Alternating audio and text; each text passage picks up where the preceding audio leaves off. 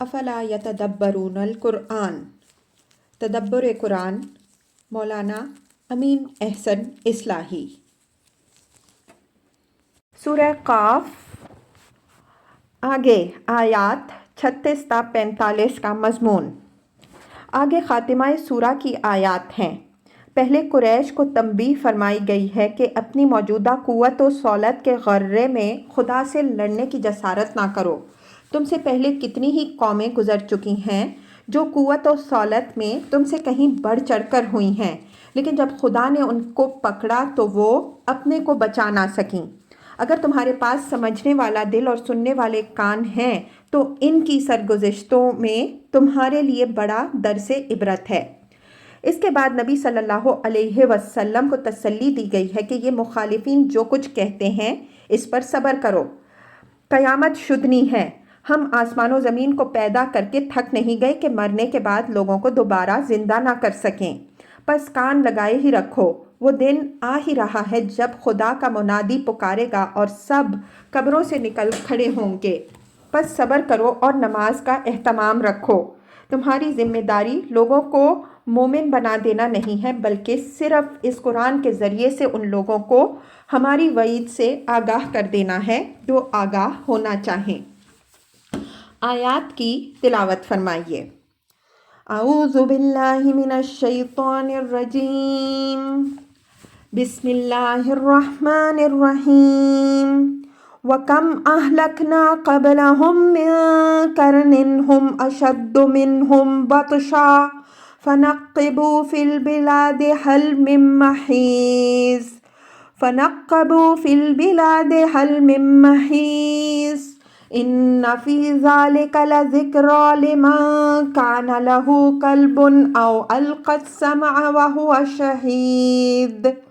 وَلَقَدْ خَلَقْنَا السَّمَاوَاتِ وَالْأَرْضَ وَمَا بَيْنَهُمَا فِي 6 أَيَّامٍ وَمَا مَسَّنَا مِن لُّغُوبٍ فَاصْبِرْ عَلَىٰ مَا يَقُولُونَ وَسَبِّحْ بِحَمْدِ رَبِّكَ قَبْلَ طُلُوعِ الشَّمْسِ وَقَبْلَ الْغُرُوبِ وَمِنَ اللَّيْلِ فَسَبِّحْهُ وَأَدْبَارَ السُّجُودِ وَاسْتَمِعْ يَوْمَ يُنَادِ الْمُنَادِ مِن مَّكَانٍ قَرِيبٍ يَوْمَ يَسْمَعُونَ الصَّيْحَةَ بِالْحَقِّ ذَلِكَ يَوْمُ الْخُرُوجِ إِنَّا نَحْنُ نُحْيِي وَنُمِيتُ وَإِلَيْنَا الْمَصِيرُ يَوْمَ تَشَقَّقُ الْأَرْضُ عَنْهُمْ سِرَاعًا ذَلِكَ حَشْرٌ عَلَيْنَا يَسِيرٌ نَحْنُ أَعْلَمُ بِمَا يَقُولُونَ وَمَا أَنْتَ عَلَيْهِمْ بِجَبَّارٍ فَذَكِّرْ بِالْقُرْآنِ مَن يَخَافُ وَعِيدِ۔ ترجمہ۔ اور کتنی ہی قومیں ہم نے ہلاک کر چھوڑیں ان سے پہلے جو قوت میں ان سے بڑھ چڑھ کر تھیں، تو جس کا جدھر سینگ سمایا ادھر کو ملکوں میں چل کھڑا ہوا کہ ہے کوئی پناہ کی جگہ۔ بے شک اس میں ان لوگوں کے لیے بڑی یاد دہانی ہے جن کے پاس دل ہو یا وہ بات سننے کے لیے کان لگائیں متوجہ ہو کر۔ اور ہم نے آسمانوں اور زمین اور جو کچھ ان کے درمیان ہے سب کو 6 دنوں میں پیدا کیا اور ہمیں کوئی تھکان لاحق نہیں ہوئی۔ تو جو کچھ یہ کہتے ہیں اس پر صبر کرو اور اپنے رب کی تسبیح کرتے رہو، اس کی حمد کے ساتھ سورج کے طلوع اور اس کے غروب سے پہلے، اور رات میں بھی اس کی تسبیح کرو ستاروں کے ڈھلنے کے بعد۔ اور کان لگائے رکھو جس دن منادی بہت قریب کی جگہ سے پکارے گا، جس دن یہ سنیں گے چیخ کو شدنی کے ساتھ، وہ دن نکل کھڑے ہونے کا ہوگا۔ بے شک ہم ہی زندہ کرتے ہیں اور ہم ہی مارتے ہیں اور ہماری ہی طرف لوٹنا ہوگا۔ اس دن زمین ان کے اوپر سے کھل جائے گی اور وہ تیزی سے نکلتے ہوں گے۔ یہ اکٹھا کر لینا ہمارے لیے نہایت آسان ہے۔ ہم خوب جانتے ہیں جو کچھ یہ لوگ کہتے ہیں اور تم ان پر کوئی داروغہ مقرر نہیں ہو۔ بس اس قرآن کے ذریعے سے ان لوگوں کو یاد دہانی کر دو جو میری وعید سے ڈرتے ہوں۔ الفاظ کی تحقیق اور آیات کی وضاحت۔ وَكَمْ أَهْلَكْنَا مِنْ قَرْنٍ هُمْ أَشَدُّ مِنْهُمْ بَطْشًا فَنَقَّبُوا فِي الْبِلَادِ هَلْ مِن مَّحِيصٍ۔ یہ قریش کو تنبیہ ہے کہ وہ اس گھمنڈ میں نہ رہیں کہ ان کو بڑی قوت و شوکت حاصل ہے، اپنی جگہ سے ہلائے نہیں جا سکتے۔ ان سے پہلے کتنی ہی قومیں گزری ہیں جو قوت و عظمت میں ان سے بڑھ چڑھ کر تھیں، لیکن اللہ تعالیٰ نے ان کو ہلاک کر دیا۔ ان میں سے اگر کچھ ہلاک ہونے سے بچ بھی رہے تو وہ مختلف ملکوں میں جدھر جس کا سینگ سمایا وہ ادھر کو کسی جائے پناہ کی تلاش میں چل کھڑے ہوئے۔ نقبہ فی الارض کے معنی ہیں سارا فیہا طلبا للمہرب، اور وہ زمین میں کسی جائے پناہ کی تلاش میں چل کھڑا ہوا۔ حل میں محیص ان کے چل کھڑے ہونے کے محرک کا بیان ہے کہ سر چھپانے کی جگہ کی تلاش میں جدھر کو جس کا منہ اٹھا وہ ادھر کو چل کھڑا ہوا۔ جب کسی قوم پر تباہی آتی ہے تو اس کا حال یہی ہوتا ہے۔ قوم کے کارفرما عناصر جو سارے فساد کے ذمہ دار ہوتے ہیں وہ تو تباہ ہو جاتے ہیں، عوام میں سے جو بچ جاتے ہیں وہ قومی جمعیت کے پارا پارا ہو جانے کے بعد پراگاندہ ہو کر جس کو جہاں پناہ ملنے کی توقع ہوتی ہے وہ اسی طرف کا رخ کر لیتا ہے۔ قرآن میں جن قوموں کے حالات بیان ہوئے ہیں ان میں سے بعض تو معلوم ہوتا ہے کہ پوری کی پوری عذاب الہی سے تباہ ہو گئیں، مثلاً قوم نوح، عاد اور سمود وغیرہ۔ بعض قوموں کا حال یہ ہوا کہ ان کے مترفین و مستکبرین تو تباہ ہو گئے، رہے ان کے اتباع و عوام تو وہ ادھر ادھر پراگاندہ ہو گئے۔ فرعون اور اس کی قوم کی تباہی کی صورت یہی ہوئی۔ وہ خود تو اپنے آیان اور پوری فوج سمیت دریا میں غرق کر دیا گیا، باقی جو پیچھے رہ گئے وہ حکومت کی تباہی اور اپنے حریفوں کے ڈر سے پناہ کی تلاش میں تتر بتر ہو گئے۔ اسی سے ملتے جلتے حالات ملک سبا میں پیش آئے۔ بے شمار افراد تو اس سیلاب ہی کی نظر ہو گئے جو ان پر آیا۔ جو بچ رہے وہ علاقہ کے بنجر اور معاشی حالت بالکل ابتر ہو جانے کے باعث مجبور ہوئے کہ پناہ کی تلاش میں دوسرے علاقوں کا رخ کریں۔ یہود پر جو تباہیاں آئیں ان کی نوعیت بھی یہی ہے۔ جو قتل و نہب سے بچے وہ دنیا کے کونے کونے میں آوارہ ہو کر پھرے۔ خود ہماری تاریخ میں بھی اس کی نہایت عبرت انگیز مثالیں موجود ہیں۔ بغداد پر، کرتبہ پر، دلی پر جو تباہیاں آئیں کیا ان کے احوال تاریخ میں مذکور نہیں ہیں؟ ان کو پڑھیے تو معلوم ہوگا کہ اس آیت میں صرف قریش ہی کو تنبیہ نہیں ہے بلکہ خود ہمارے لیے بھی اس میں بڑا درس ہے، بشرطے کہ ہم اس سے سبق حاصل کریں۔ بعض لوگوں نے نقبوا فی البلاد کے معنی یہ لیے ہیں کہ انہوں نے اپنے دور عروج میں اپنی فاتحانہ ترک تازیوں سے دنیا کا کونا کونا چھان مارا، لیکن یہ بات صحیح نہیں۔ لفظ تنقیب عربی میں فاتحانہ جولانیوں کے لیے نہیں آتا بلکہ ڈر اور خوف سے جائے پناہ کی تلاش میں زمین میں نقب لگانے کے لیے آتا ہے۔ اہل لغت نے اس کا یہی مفہوم بیان کیا ہے۔ اوپر ہم اس کا حوالہ دے چکے ہیں۔ کلام عرب کے شواہد سے بھی اسی کی تائید ہوتی ہے اور بعد کا ٹکڑا حل من محیص نہایت واضح طور پر اس معنی کے حق میں ہے، ورنہ یہ جملہ بالکل بے محل ہو کر رہ جائے گا۔ ان فی ذالک لذکری لمن کان لہ قلب او القی السمع وہو شہید۔ ذالکہ کا اشارہ انہی قوموں کی سرگزشت کی طرف ہے جن کا بالاجمال اوپر کی آیت میں حوالہ دیا گیا ہے۔ فرمایا کہ ان قوموں کی سرگزشت میں کافی سامان عبرت موجود ہے، بشرطے کہ عبرت حاصل کرنے والے دل اور بات کو توجہ کے ساتھ سننے والے کان ہوں۔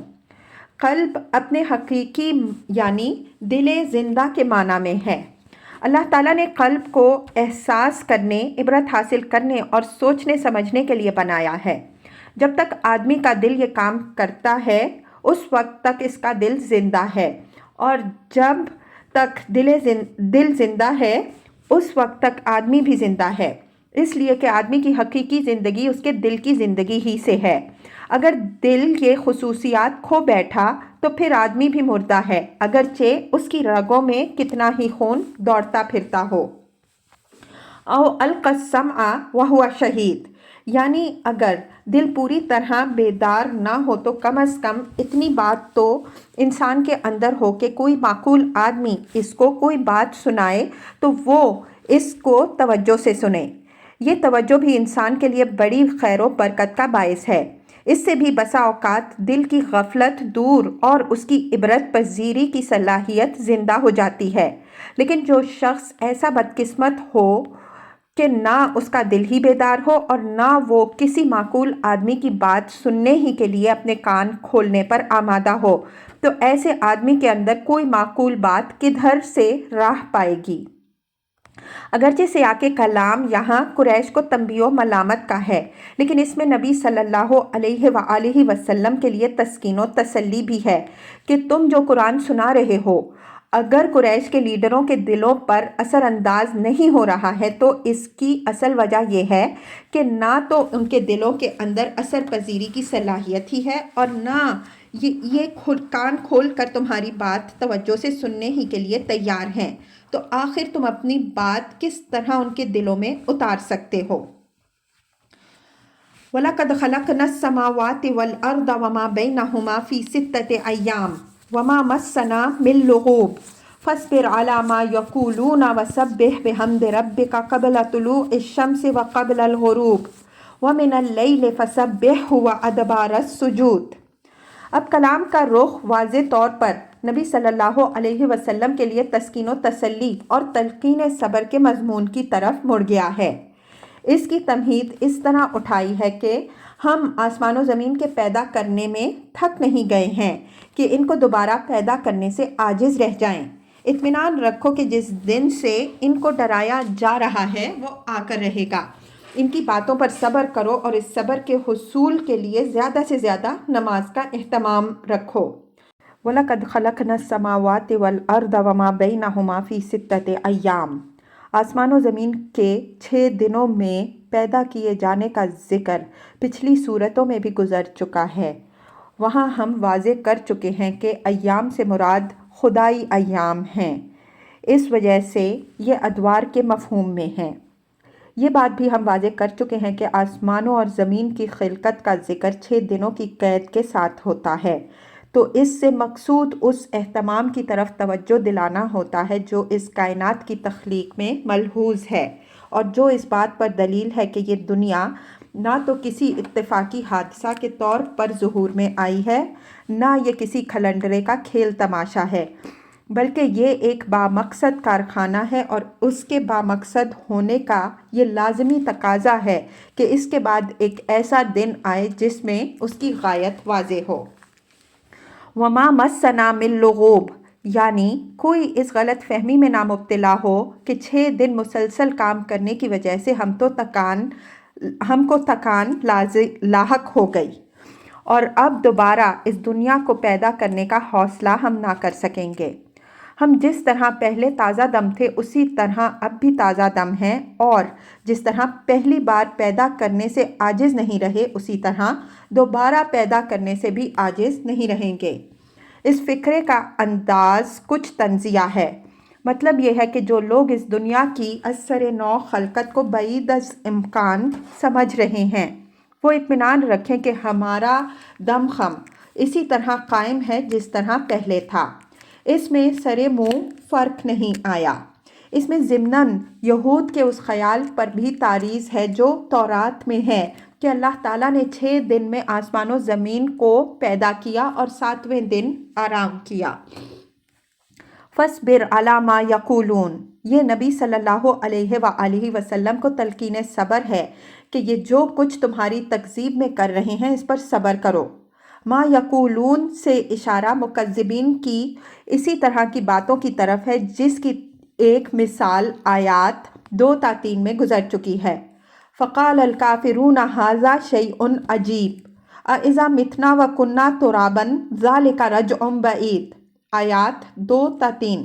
تو کافروں نے کہا یہ تو نہایت عجیب بات ہے، کیا جب ہم مر جائیں گے اور مٹی ہو جائیں گے تو ہم از سر نو اٹھائے جائیں گے؟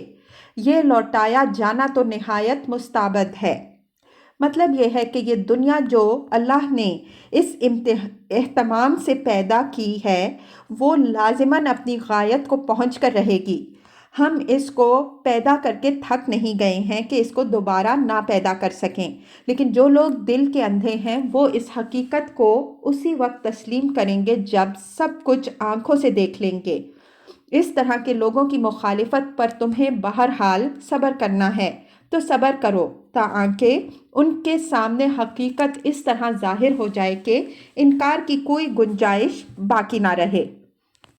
وَسَبِّحْ بِحَمْدِ رَبِّكَ قَبْلَ طُلُوعِ الشَّمْسِ وَقَبْلَ الْغُرُوبِ۔ یہ صبر حاصل کرنے کی تدبیر بتائی ہے کہ اس کے لیے زیادہ سے زیادہ نماز کا اہتمام رکھو۔ اللہ تعالیٰ کے ساتھ گہرے تعلق کے بغیر وہ صبر پیدا نہیں ہو سکتا جو مخالفوں کی مخالفت کے علی الرغم آدمی کے قدم جادۂ حق پر استوار رکھ سکے۔ اسی حقیقت کی طرف دوسری جگہ یوں اشارہ فرمایا ہے کہ وَمَا صَبْرُكَ إِلَّا بِاللَّهِ النحل 127، اور تم صبر نہیں کر سکتے مگر اللہ کی استعانت سے۔ اللہ تعالیٰ سے استعانت کا واحد ذریعہ چونکہ نماز ہے، اس وجہ سے نبی صلی اللہ علیہ وسلم کو مخالفوں کے مقابل میں جہاں جہاں صبر کی ہدایت فرمائی گئی ہے وہاں نماز کے اہتمام کی تاکید ضرور فرمائی گئی ہے۔ اس کی مثالیں پیچھے بھی جگہ جگہ گزر چکی ہیں اور آگے کی صورتوں میں بھی نہایت واضح اور مؤثر مثالیں آئیں گی۔ سبح بحمد ربک، یہ نماز کی تعبیر اللہ تعالیٰ کے ذکر کے پہلو سے ہے۔ یہ ذکر دو عنصروں سے مرکب ہے، ایک تسبیح اور دوسری حمد۔ تسبیح میں تنزیہ کا پہلو غالب ہے، یعنی اللہ تعالیٰ کو ان باتوں سے پاک اور منزہ قرار دینا جو اس کی شان کے منافی ہیں۔ حمد میں اس بات کا پہلو نمایاں ہے، یعنی اس کو ان صفات سے متصف قرار دینا جو اس کے شایان شان ہیں۔ یہ نفی اور یہ اثبات دونوں مل کر اللہ تعالیٰ کے صحیح تصور کو دل میں راسخ کرتے ہیں اور اسی رسوخ سے اللہ تعالیٰ کے ساتھ بندے کا صحیح تعلق قائم ہوتا ہے جو تمام صبر و توکل کی بنیاد ہے۔ اگر ان کے اندر کسی پہلو سے کوئی ضعف یا عدم توازن پیدا ہو جائے تو اللہ تعالیٰ کے متعلق آدمی کا تصور غلط ہو جاتا ہے اور یہ غلطی اس سارے نظام فکر و عمل کو بالکل درہم برہم کر کے رکھ دیتی ہے۔ قبل طلوع الشمس وقبل الغروب ومن اللیل فسبحہ وادبار السجود۔ یہ ان خاص اوقات کی طرف اشارہ فرمایا ہے جن میں اللہ تعالیٰ کی حمد و تسبیح خاص اہتمام سے مطلوب ہے۔ یوں تو اللہ کی یاد ہر وقت زندگی بخش ہے، اس کی یاد ہی سے دل زندہ اور راضی و مطمئن رہتا ہے، لیکن اس دنیا کے دوسرے کاموں میں جس طرح اوقات اور فصلوں اور موسموں کا اعتبار ہے اسی طرح اللہ تعالیٰ کی عبادات میں بھی اوقات و ساعات کا لحاظ ہے۔ نمازوں کے لیے جو اوقات خاص کیے گئے ہیں ان پر غور کرنے سے معلوم ہوتا ہے کہ شب و روز کے 24 گھنٹوں کے اندر جو اوقات اس کائنات میں کسی بڑے تغیر کی علامت ہیں، جو عالم کے مصرف حقیقی کی عظمت و قدرت کی یاد دہانی کرنے والے ہیں اور جن میں اس کائنات کی دوسری نمایاں چیزیں بھی اپنے خالق کے آگے سرفگندہ ہوتی ہیں، وہی اوقات ہماری نمازوں کے لیے مقرر کیے گئے ہیں۔ ان میں سے سب سے زیادہ نمایاں اور خاص الخاص وقت فجر کا ہے، جب رات اپنی بساط لپیٹتی ہے، ستارے اپنے رب کے سامنے سجدہ ریز ہوتے ہیں اور نئے دن کی سحر طلوع ہوتی ہے، اور پھر اس کے ٹھیک مقابل میں عصر کا وقت ہے جب دن کی سرگرمیاں اپنے آخری مرحلے میں داخل ہوتی ہیں اور سورج اپنے رب کے آگے سر بسجود ہو جانے کے لیے اپنا سر جھکا دیتا ہے۔ چنانچہ آیت میں پہلے انہی دونوں وقتوں کی طرف اشارہ فرمایا ہے۔ قبل طلوع الشمس سے فجر کا وقت مراد ہے اور قبل الغروب سے عصر کی طرف اشارہ ہے۔ ان دونوں نمازوں کی ہمارے دین میں جو اہمیت ہے وہ قرآن اور حدیث دونوں میں واضح فرمائی گئی ہے۔ وَمِنَ اللَّيْلِ فَسَبِّحْهُ، دن کی دو اہم نمازوں کا ذکر کرنے کے بعد فرمایا کہ اسی طرح شب میں بھی اپنے رب کی تسبیح کرو۔ شب میں دو نمازیں، شب کے پہلے حصے میں عشاء اور آخری حصے میں تہجد۔ تہجد اگرچہ فرائض میں داخل نہیں ہے، لیکن تربیت صبر کے پہلو سے سب سے زیادہ اہمیت اسی نماز کو حاصل ہے۔ اس کی وضاحت مختلف مقامات میں ہو چکی ہے اور سورہ مزمل کی تفسیر میں انشاءاللہ اس کی مزید وضاحت آئے گی۔